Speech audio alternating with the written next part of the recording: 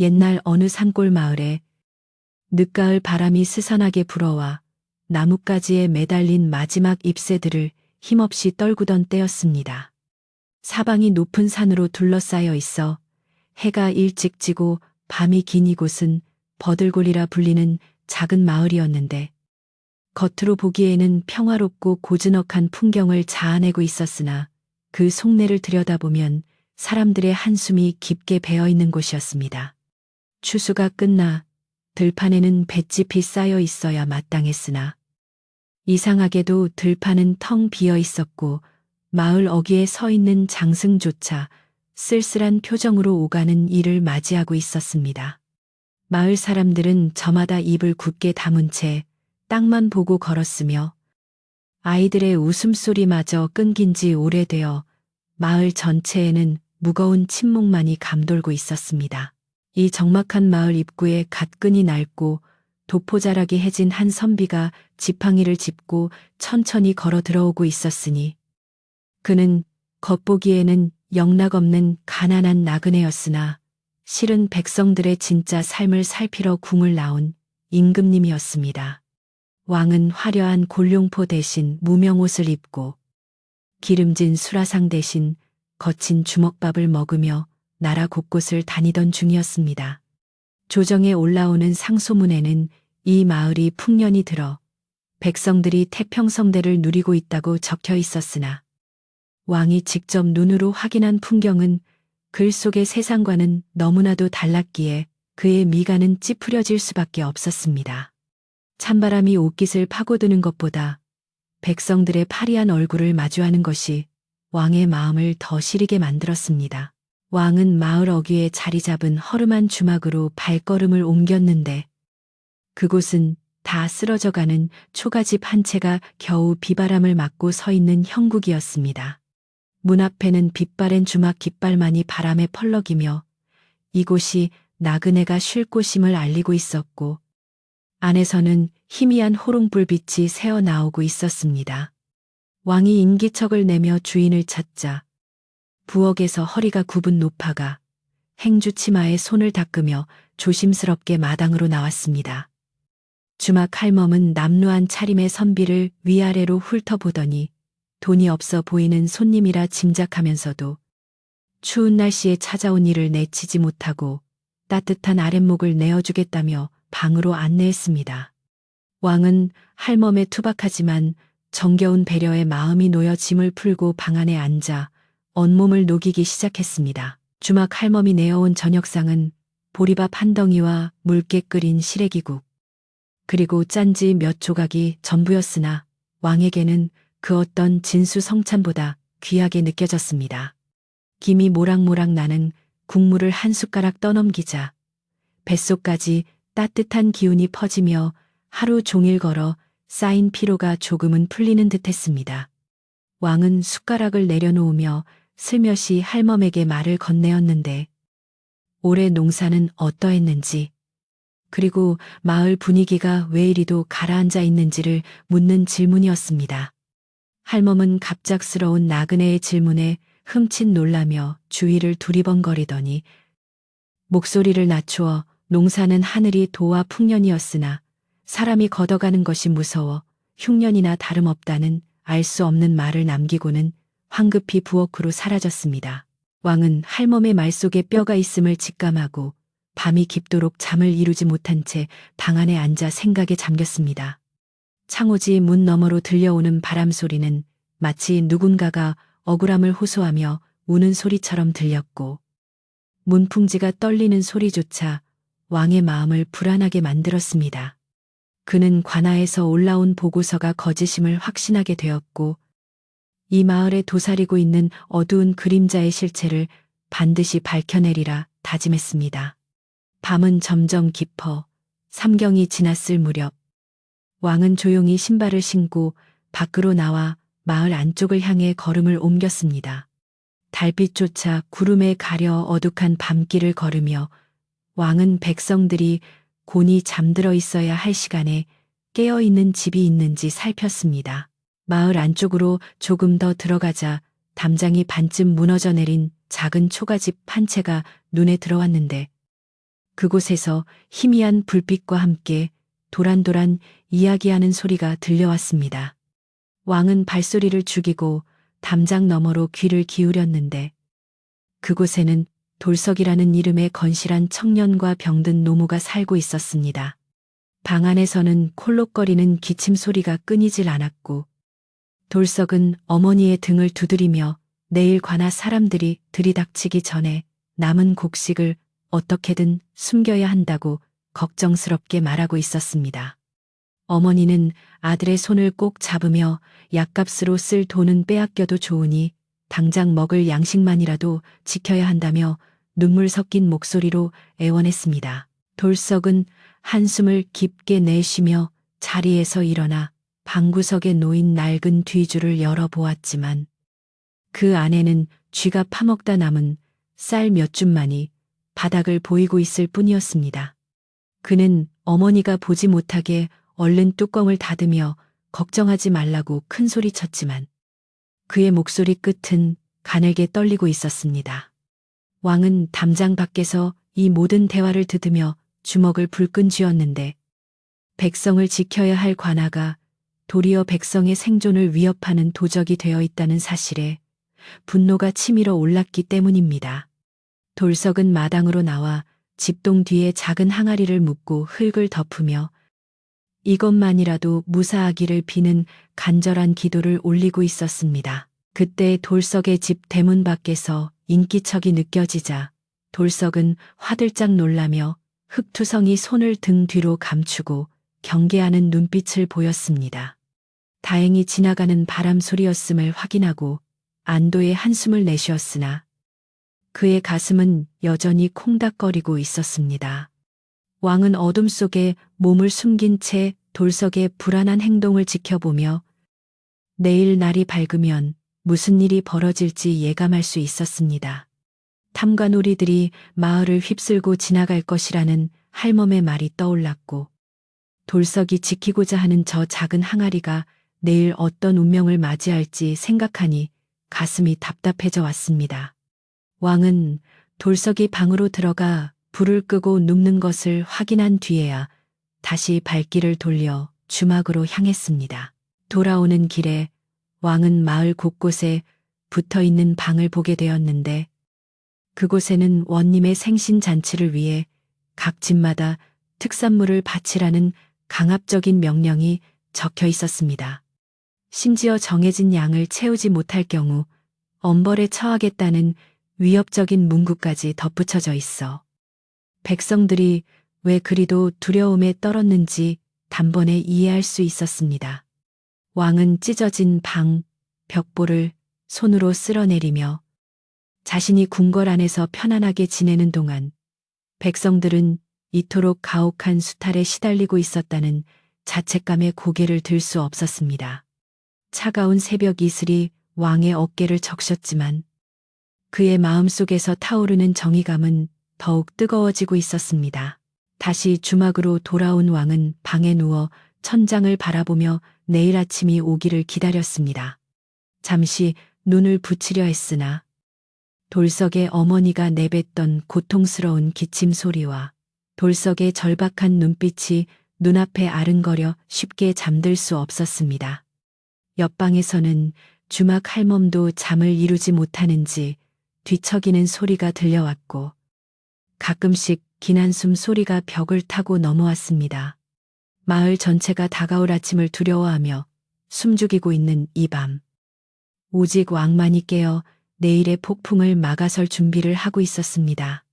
그는 품속에 깊이 간직한 마패를 만지작거리며 이 마패가 단순한 쇳덩이가 아니라 백성의 눈물을 닦아줄 희망이 되기를 간절히 바랐습니다. 이윽고 새벽닭이 울고 동쪽 하늘이 붉게 물들기 시작하자 마을은 무거운 침묵을 깨고 서서히 깨어나기 시작했습니다. 하지만 여느 아침과 달리 활기찬 기운은 찾아볼 수 없었고 대문을 여는 소리조차 조심스러웠습니다. 마을 사람들은 약속이라도 한 듯 집 앞을 서성이며 마을 입구를 주시하고 있었는데 마치 무서운 짐승이 들이닥치기를 기다리는 사슴들처럼 불안한 기색이 역력했습니다. 왕은 주막을 나서서 마을 사람들이 모여 있는 곳으로 천천히 걸어가 그들 틈에 섞여 평범한 나그네인 척하며 상황을 지켜보기로 했습니다.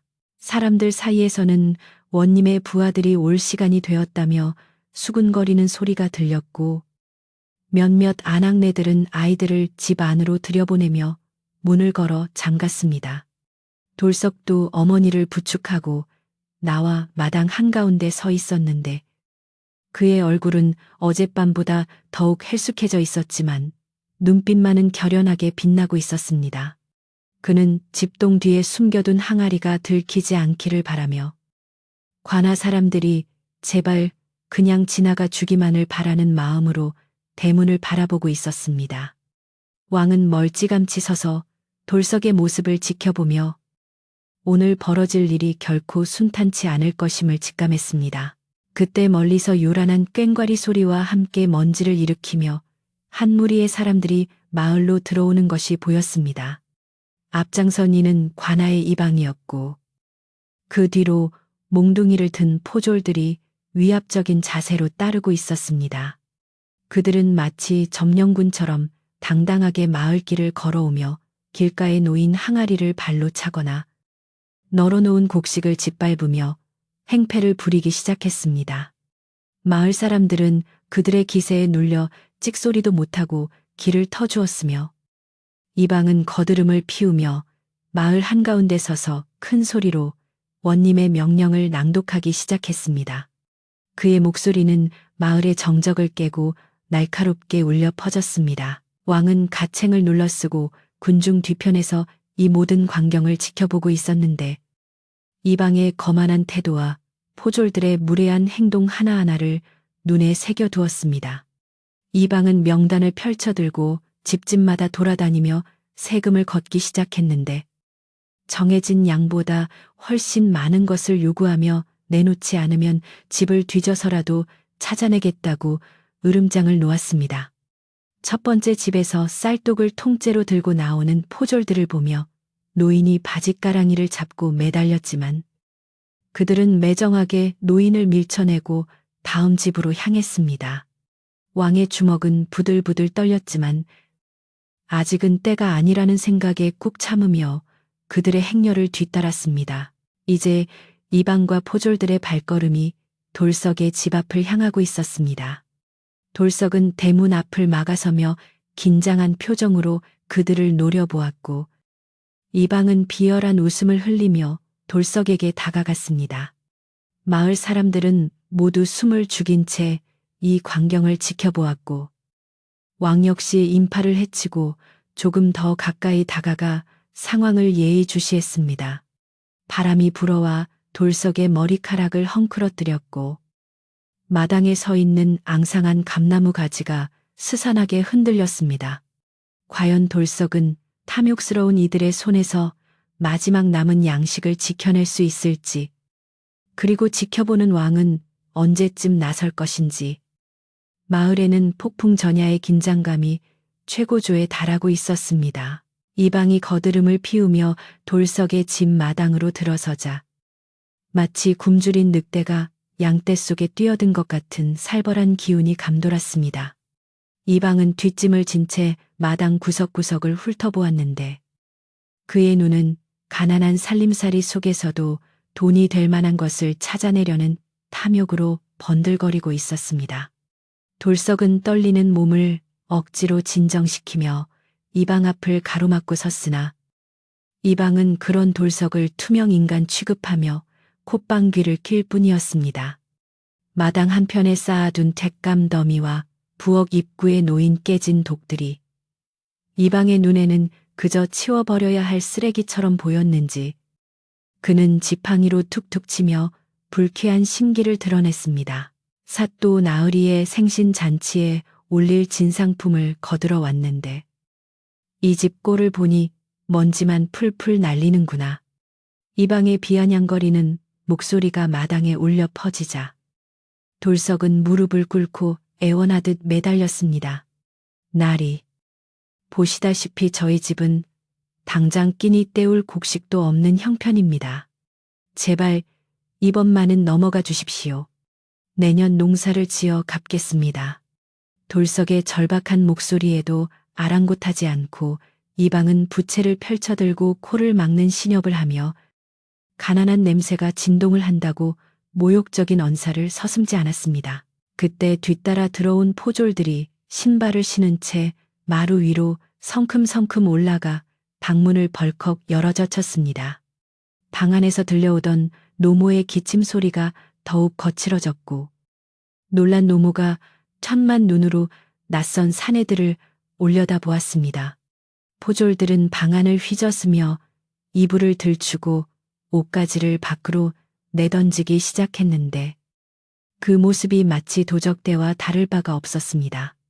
돌석이 비명을 지르며 방으로 뛰어들어가려 했으나 건장한 포졸 하나가 그를 거칠게 밀쳐 바닥에 나뒹굴게 만들었습니다. 흙바닥에 처박힌 돌석의 손톱 밑으로 피가 배어 나왔지만 그는 아픔을 느낄 새도 없이 어머니를 향해 기어갔습니다. 방 안을 뒤지던 포졸 하나가 벽장에 숨겨둔 작은 꿀단지 하나를 발견하고는 쾌재를 부르며 밖으로 나왔습니다. 그것은 꿀단지가 아니라 돌석이 산을 뒤져 캐온 귀한 약초를 다려 담아둔 어머니의 생명수와도 같은 약단지였습니다. 돌석은 사색이 되어 포졸의 다리를 붙잡고 늘어졌습니다. 그것만은 안 됩니다. 어머니 약입니다. 그거 없으면 어머니 돌아가십니다. 돌석의 처절한 외침에 마을 사람들도 눈시울을 붉히며 발을 동동 구를 뿐 감히 관아의 사람들을 막아서지 못했습니다. 포졸은 귀찮다는 듯 발길질을 해대며 돌석을 떼어내려 안간힘을 썼습니다. 소란스러운 소리에 놀라 방에서 기어나온 어머니는 마루 끝에 엎드려 포졸들을 향해 손을 비비며 사정했습니다. 아이고 나리들, 우리 아들 좀 살려주십시오. 그 약 없어도 저는 삽니다. 제발 우리 아들 때리지 마십시오. 앙상하게 마른 노모의 손이 파들파들 떨리고 있었지만 이방은 그 모습을 보고도 눈 하나 깜짝하지 않았습니다. 오히려 그는 약단지의 뚜껑을 열어 냄새를 맡아보더니 삿도 생신상에 올릴 귀한 술을 담기에 딱 좋은 단지라며 내용물을 마당에 쏟아버리라고 명령했습니다. 그 명령은 돌석에게는 사형 선고나 다름없는 잔인한 말이었습니다. 검은 약물이 마른 땅 위로 허무하게 쏟아지자 돌석은 넋이 나간 사람처럼 그 자리에 얼어붙고 말았습니다.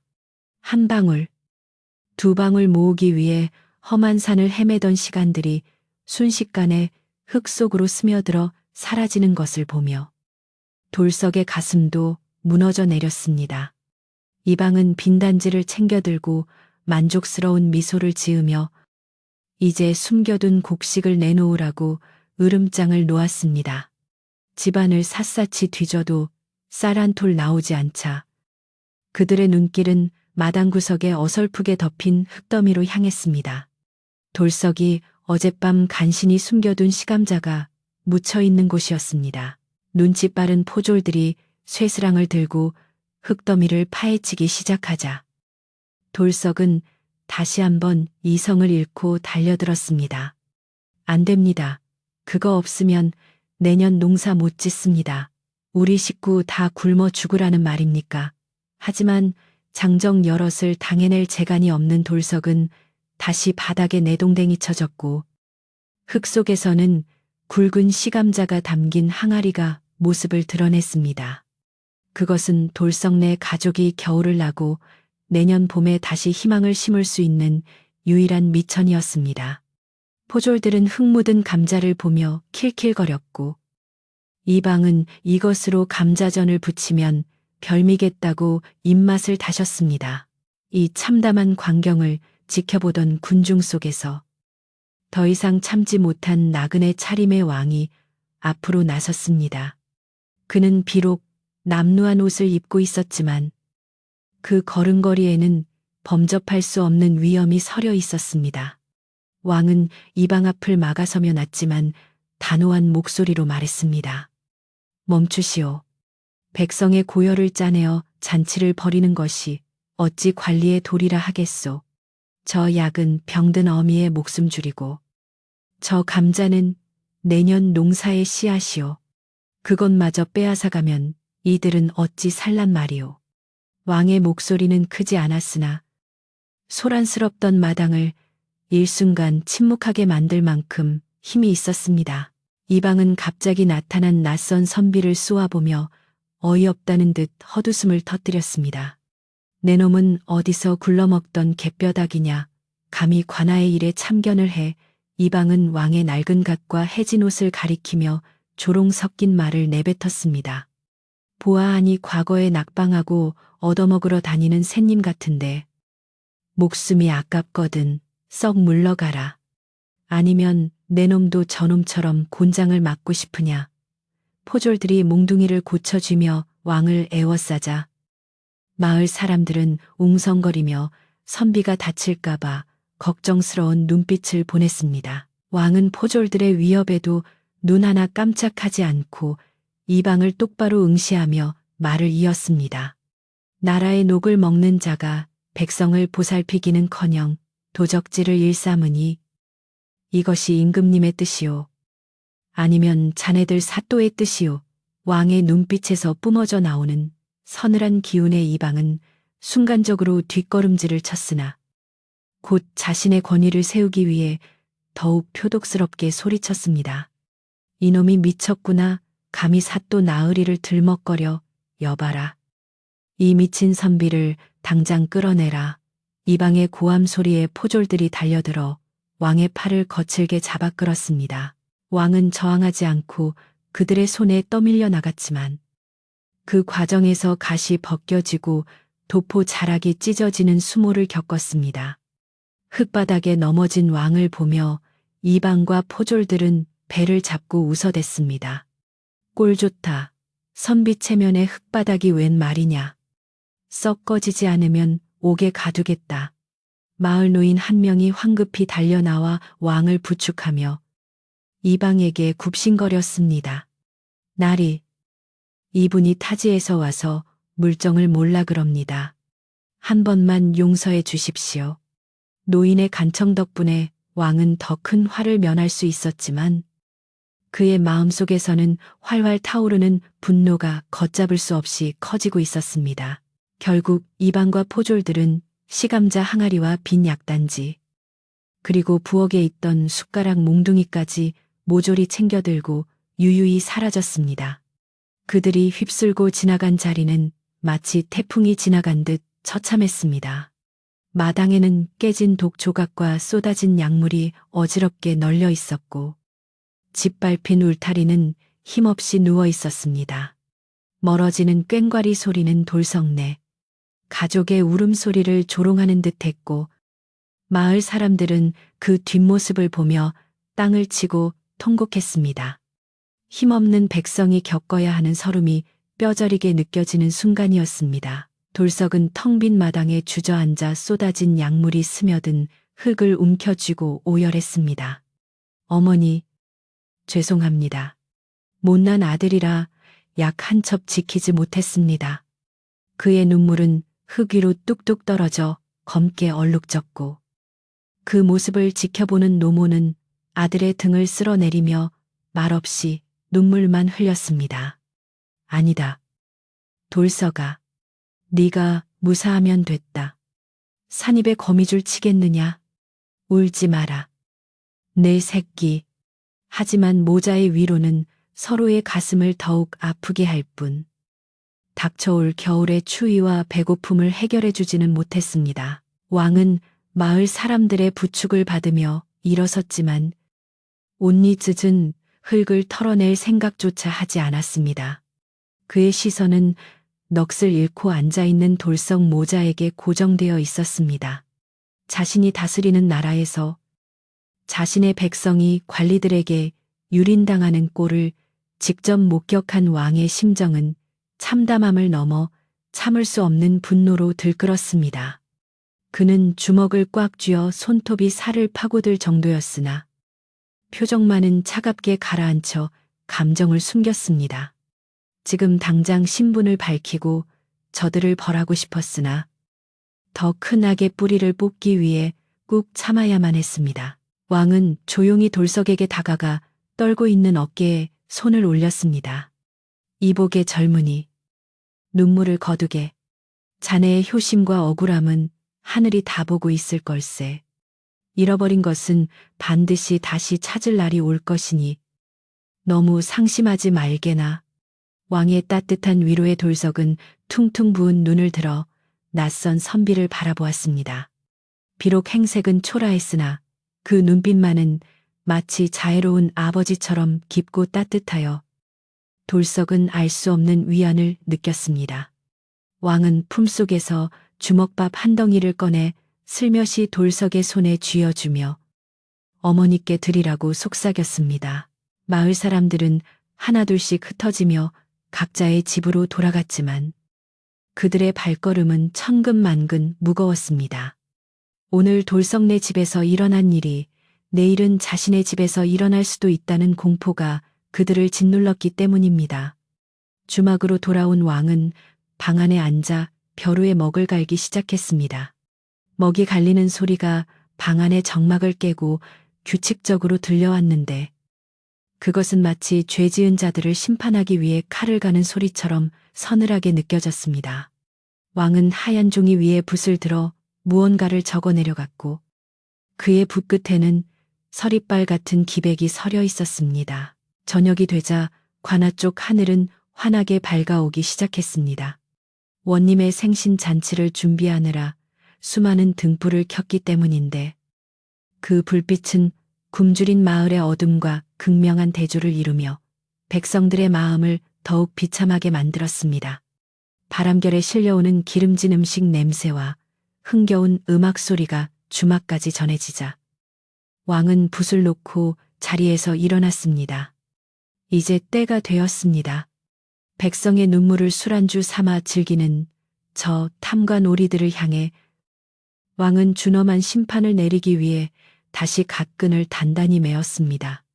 그의 눈은 어둠 속에서도 형형하게 빛나고 있었습니다. 원님의 생신 잔치가 열리고 있는 관아 안은 대낮처럼 환하게 밝혀진 수백 개의 등불 아래서 흥청망청한 술판이 벌어지고 있었습니다. 담장 밖 백성들은 굶주림에 지쳐 찬바람을 맞으며 떨고 있었지만 담장 안은 기름진 고기 굽는 냄새와 달콤한 술향기로 가득 차 있어 마치 다른 세상에 온 듯했습니다. 기생들의 화려한 춤사위와 악공들이 연주하는 풍악 소리가 요란하게 울려 퍼졌고 비단옷을 입은 고을의 유지들은 서로의 술잔을 채우며 원님의 만수무강을 비는 아부 섞인 축사를 늘어놓기에 바빴습니다. 그들의 웃음소리는 높고 날카로워 마치 백성들의 신음소리를 덮어버리려는 듯 관아의 기와 지붕을 들썩이게 만들었습니다. 잔치상 한가운데 상석에 앉은 원님은 붉은 관복을 입고 만족스러운 표정으로 아래를 내려다보고 있었는데 그의 앞에는 산의 진미가 산처럼 쌓여 있었습니다. 특히 원님의 눈길을 사로잡은 것은 돌석내 집에서 빼앗아온 시감자로 만든 전과 약단지에 담겨있던 귀한 약초물을 술이라 속여내온 것이었습니다. 이 방은 옆에서 허리를 굽히고 딸랑거리며 이것은 이 고을에서 가장 맛이 좋다는 감자와 명약으로 담근 특주이옵니다. 라고 거짓을 고했습니다. 원님은 껄껄 웃으며 돌석의 어머니가 피를 토하며 지키려 했던 그 약물을 단숨에 들이켰고 입가에 묻은 술을 닦으며 참으로 맛이 좋다며 칭찬을 아끼지 않았습니다. 그 시각 굳게 닫힌 관아의 대문 밖에는 낡은 갓을 쓰고 도포자락을 휘날리는 왕이 홀로 서 있었습니다. 문을 지키던 포졸들은 왕의 남루한 행색을 보고 코를 막으며 창을 겨누어 길을 막아섰습니다. 어디 거지 같은 놈이 감히 관아 앞을 서성거리느냐. 썩 꺼지지 않으면 뼈도 못 추릴 줄 알아라. 포졸들의 위협에도 왕은 조금도 물러서지 않고 오히려 쩌렁쩌렁한 목소리로 호통을 쳤습니다. 내 비록 옷은 남루하나 글 읽는 선비로서 고을 원님의 생신이라 하여 축하주나 한 잔 얻어 마시고자 왔거늘. 어찌 손님을 문전박대하는 것이냐. 왕의 기세가 예사롭지 않자 포졸들은 짐짓 당황하여 주춤거렸습니다. 문 밖의 소란스러운 소리는 잔치 흥에 취해 있던 원님의 귀에도 들어갔고 기분이 좋아진 원님은 호기심이 동하여 그 선비를 안으로 들이라고 명했습니다. 거지 선비가 제 발로 찾아왔다니 이 좋은 날 구경거리로 삼기에 딱 좋겠구나. 들어오라 해라. 원님의 허락이 떨어지자 대문이 열리고 왕이 당당한 걸음으로 잔치마당으로 들어섰습니다. 화려한 비단 옷을 입은 관리들 사이로 흙먼지 묻은 무명옷을 입은 왕이 걸어 들어오자 좌중의 시선이 일제히 그에게 쏠렸습니다. 사람들은 수군거리며 비웃음을 흘렸지만 왕은 개의치 않고 원님을 향해 가볍게 읍하고는 말석의 자리를 잡고 앉았습니다. 원님은 거만한 자세로 비스듬히 앉아 왕을 내려다보며 먹다 남은 고기 뼈다귀가 담긴 접시를 왕의 앞으로 밀어주라고 이방에게 눈짓했습니다. 먼 길 오느라 배가 고플 테니 이거라도 들게나. 우리 관아의 인심이 이리도 후하다네. 이방이 킬킬거리며 개밥 주듯 접시를 내려놓자 주변의 관리들도 박장대소하며 왕을 조롱했습니다. 하지만 왕은 접시를 거들떠보지도 않고 오히려 차분하고 엄숙한 목소리로 말했습니다. 음식보다는 술 한 잔과 붓 한 자루를 주시면 그 보답으로 시 한 수를 지어 올리겠소. 선비가 밥값을 공으로 할 수는 없는 법 아니겠소. 원님은 왕의 당돌한 태도가 괘씸하면서도 촌구석 선비의 글솜씨가 얼마나 형편없을지 비웃어줄 요량으로 흔쾌히 승낙했습니다. 오호라. 글을 좀 안다는 게냐 좋다. 만약 내 놈의 시가 내 마음에 들지 않으면 곤장을 쳐서 내쫓을 것이니 그리 알아라. 곧이어 지필묵이 왕의 앞에 놓였고 잔치집의 소란스러움은 잠시 잦아들었습니다. 왕은 벼루의 먹을 갈기 시작했는데 그 느리고 묵직한 손놀림에서 뿜어져 나오는 기운이 예사롭지 않아 보는 이들을 긴장하게 만들었습니다. 검은 먹물이 벼루에 가득 차오르자 왕은 붓을 들어 하얀 종이 위에 일필휘지로 글을 써 내려가기 시작했습니다. 왕이 써내려가는 글씨는 춤을 추듯 유려하면서도 바위를 뚫을 듯 힘이 넘쳤습니다. 붓끝이 종이를 스칠 때마다 먹물이 번지며 글자들이 살아 움직이는 듯했고 그 모습을 지켜보던 몇몇 눈 밝은 선비들은 저도 모르게 탄성을 자아냈습니다. 왕은 마지막 획을 힘차게 긋고 붓을 내려놓은 뒤 이방에게 종이를 건넸습니다. 이방은 비웃음을 머금고 종이를 받아들고 소리내어 읽으려 했으나 첫 구절을 읽자마자 얼굴이 사색이 되어 입술을 달달 떨기 시작했습니다. 글의 내용은 잔치에 모인 관리들의 간담을 서늘하게 만드는 무시무시한 것이었기 때문입니다. 금준미주는 천인혈이요. 옥방가요는 만성고라.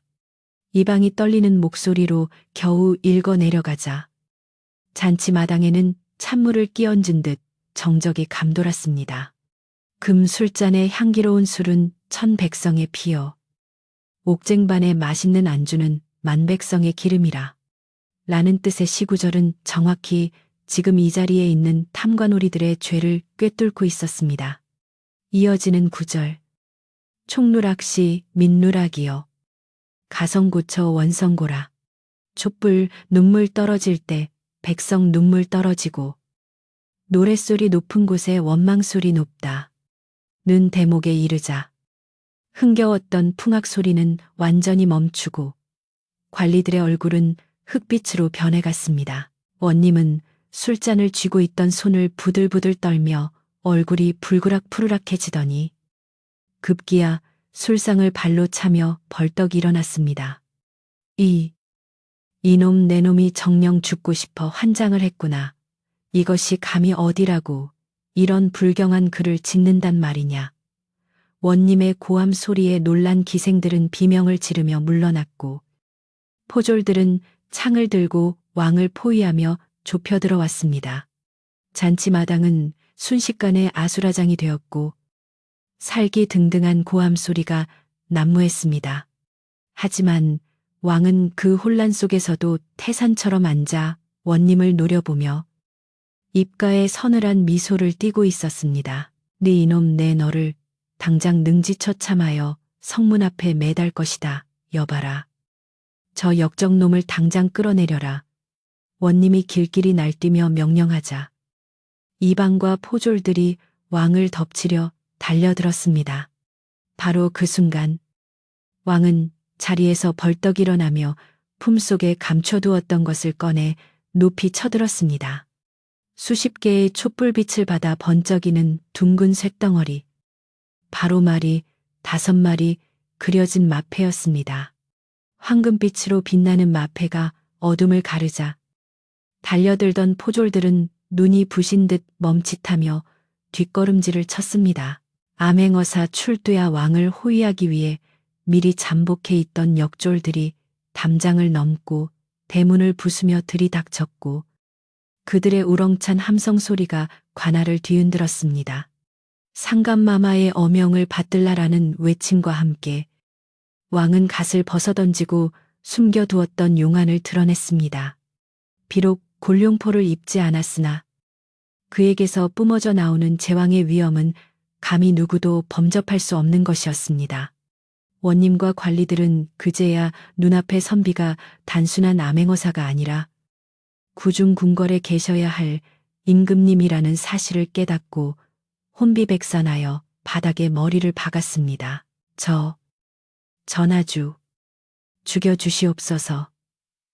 원님은 사시나무 떨듯 떨며 바닥에 엎드려 오줌을 지렸고 거만하던 이방과 관리들은 얼굴을 들지 못한 채 살려달라고 빌기에 바빴습니다. 흥청망청하던 잔치마당은 순식간에 죄인들의 심판장으로 변해버렸습니다. 왕은 엎드려 있는 원님 앞으로 천천히 걸어가 그가 마시다만 술잔과 먹다 남은 안주를 내려다보았습니다. 그것은 백성들의 피와 땀으로 차려진 저주받은 밥상이었습니다. 왕의 그림자가 원님의 등 위로 길게 드리워졌고 그의 불호령이 가을 서리처럼 차갑게 떨어졌습니다. 네가 마신 술이 돌석이 어미의 목숨 줄인 줄 알았더냐. 네가 먹은 저 감자가 굶주린 백성의 내년 희망인 줄 알았더냐. 왕의 꾸짖음은 벼락처럼 내리꽂혔고 원님은 공포에 질려 말 한마디 못하고 흐느끼기만 했습니다. 왕은 엎드린 관리들을 하나하나 지목하며 그들의 죄를 낱낱이 열거했습니다. 너희는 눅봉을 받고도 만족하지 못하여 백성의 고열을 빨았으니 그 죄는 하늘이 용서치 않을 것이다. 역졸들은 왕의 명을 받아 부패한 관리들을 줄줄이 포박했고 그들의 비단옷은 금세 흙투성이가 되어 볼품없이 구겨졌습니다. 관아 밖에서 숨죽여 이 소란을 듣고 있던 마을 사람들은 암행어사 출두 소리에 놀라 웅성거리기 시작했습니다. 누군가 담장 너머를 훔쳐보고는 임금님이 오셨다. 그 선비님이 임금님이셨어라고 외치자 소문은 삽시간에 퍼져나갔습니다. 닫혀있던 대문이 활짝 열리고 포박된 원님과 탐관오리들이 줄줄이 끌려 나오는 모습이 보이자 마을 사람들은 횃불을 들고 하나둘씩 관아마당으로 모여들었습니다. 그들의 얼굴에는 두려움 대신 믿을 수 없다는 경이로움과 벅찬 희망이 피어오르고 있었습니다. 왕은 관아의 마루 위에 서서 마당에 모여든 백성들을 내려다보았습니다. 그의 눈시울은 붉어져 있었으나 표정은 그 어느 때보다 인자하고 따뜻했습니다. 여봐라, 당장 관아의 곡간을 열어라. 썩어가는 곡식을 꺼내어 굶주린 백성들에게 빠짐없이 나누어주고 억울하게 빼앗긴 물건들은 모두 주인에게 돌려주도록 하라. 왕의 명령이 떨어지자 굳게 닫혀있던 곡간 문이 열리고 쌀가마니가 쏟아져 나왔습니다. 백성들은 서로를 얼싸안고 덩실덩실 춤을 추며 만세를 불렀고 그 함성 소리는 버들고래 밤하늘 높이 울려 퍼졌습니다. 관아의 마당은 이제 더 이상 공포와 억압의 장소가 아니었습니다. 왕의 불호령이 떨어지자마자 그동안 백성들을 괴롭히던 원님과 이방, 그리고 부패한 관리들은 줄줄이 오랏줄에 묶여 끌려나갔는데 그들의 모습은 마치 비를 맞은 닭처럼 초라하기 그지없었습니다. 조금 전까지만 해도 거드름을 피우며 백성들 위에 군림하려 들던 그들의 고개는 땅바닥에 처박혀 들릴 줄 몰랐고 백성들이 던지는 원망 섞인 시선을 감당하지 못해 몸을 움츠리기에 급급했습니다. 왕은 그들이 끌려가는 뒷모습을 지켜보며 다시는 이 땅에 탐관오리가 발을 붙이지 못하도록 엄중히 다스릴 것을 마음속으로 굳게 다짐했습니다. 마을 사람들은 10년 묵은 체증이 내려가는 듯한 시원함을 느끼면서도 한편으로는 임금님이 직접 자신들의 억울함을 풀어주셨다는 사실에 감격하여 눈물을 훔쳤습니다. 왕은 곧이어 관아에 굳게 닫힌 곳간 문을 활짝 열게 하였고 그 안에서 쏟아져 나온 곡식과 재물들은 마당에 산더미처럼 쌓였습니다. 그것들은 모두 백성들의 피와 땀으로 이루어진 것들이었기에 왕은 장부를 대조하여 원래 주인에게 하나도 빠짐없이 돌려주라고 명했습니다. 관아의 마당은 순식간에 물건을 되찾으러 온 사람들로 북적였지만 이전과 달리 질서정연하고 활기가 넘쳤습니다. 왕은 한쪽에서 이 과정을 지켜보며 억울하게 빼앗겼던 물건을 되찾고 아이처럼 기뻐하는 백성들의 모습을 흐뭇한 미소로 바라보았습니다. 할머니는 뺏겼던 뺏그릇을 품에 안고 덩실덩실 춤을 추었고 아낙네들은 옷감을 되찾아 얼굴을 부비며 기쁨의 눈물을 흘렸습니다. 왕은 군중 속에서 돌석을 찾아 앞으로 불러내었는데 돌석은 감히 임금님의 용안을 똑바로 쳐다보지 못한 채 바닥에 납작 엎드려 떨고 있었습니다. 왕은 몸소 계단 아래로 내려가 돌석의 어깨를 감싸 일으켜 세우며 따뜻한 목소리로 그를 위로했습니다. 고개를 들라. 너는 죄인이 아니라 효자이니라. 네가 흘린 눈물이 나를 이곳으로 이끌었으니 오히려 내가 너에게 고마워해야 할 것이다. 왕의 자애로운 말씀에 돌석은 참았던 눈물을 터뜨리며 오열했고 그 울음소리는 주위 사람들의 마음까지 울렸습니다. 왕은 옆에 있던 내관에게 명하여 관아 깊숙한 곳에 보관되어 있던 원님이 가로채 숨겨두었던 최상급 시감자 항아리를 가져오게 했습니다. 자, 이것이 네가 그토록 지키려 했던 그리고 네 어머니와 함께 내년 봄에 심어야 할 희망이니라. 왕이 직접 건네주는 항아리를 받아든 돌석의 손은 가늘게 떨리고 있었습니다. 비록 흙 묻은 투박한 항아리였지만 돌석에게는 천금보다 귀한 보물이나 다름없었습니다. 돌석은 항아리를 가슴에 품고 왕에게 큰 절을 올리며 대대손손 이 은혜를 잊지 않겠노라고 맹세했습니다. 왕은 거기서 멈추지 않고 품속에서 작은 비단 주머니를 꺼내 돌석에게 쥐어주었는데 그것은 궁중에서만 쓴다는 귀한 약재와 금화 몇 댐이었습니다. 네가 쏟아버린 약물은 다시 주워 담을 수 없으나 이 약이라면 네 어머니의 기침을 멈추게 할 수 있을 것이다. 부디 어머니를 잘 모시거라. 왕의 세심한 배려에 마을 사람들은 상감마마 만세를 외치며 환호했습니다. 왕은 손을 들어 환호를 잠재운 뒤 잔치 준비를 위해 차려놓았던 기름진 음식들을 모두 백성들에게 나누어 주라고 명했습니다. 원님과 관리들이 먹으려 했던 소갈비찜과 전, 떡과 과일들이 굶주린 백성들의 밥상 위로 옮겨졌습니다. 관아의 마당에는 멍석이 깔리고 백성들은 둥그렇게 둘러앉아 생전 처음 맛보는 고기국과 흰 쌀밥을 배불리 먹을 수 있었습니다. 어디선가 흥겨운 장구 소리가 들려오기 시작했고 관아는 탐욕의 소굴에서 백성들의 화합과 잔치의 장으로 완전히 탈바꿈했습니다. 왕은 백성들이 음식을 나누며 웃음꽃을 피우는 모습을 보며 비로소 마음의 짐을 조금 던 듯 편안한 표정을 지었습니다. 돌석은 왕이 하사한 약과 음식을 챙겨들고 쏜살같이 집으로 달려갔습니다. 쌀이문이 덜컹거릴 정도로 급하게 마당으로 들어선 돌석은 부엌 아궁이에 불을 지피고 떨리는 손으로 왕이 준 약을 다리기 시작했습니다. 타오르는 장작불 소리가 마치 자신의 벅찬 심장 소리처럼 들렸고 매캐한 연기마저 향기롭게 느껴졌습니다. 방 안에서 걱정스레 기다리던 어머니는 아들이 무사히 돌아온 것만으로도 기뻐했는데 아들이 가져온 귀한 음식과 약을 보고는 꿈인지 생시인지 분간하지 못해 아들의 볼을 어루만지기만 했습니다. 돌석은 어머니의 입에 따뜻한 죽을 떠 넣어드리며 오늘 있었던 기적 같은 일을 하나하나 들려주었습니다. 어머니, 그 선비님이 바로 임금님이셨어요.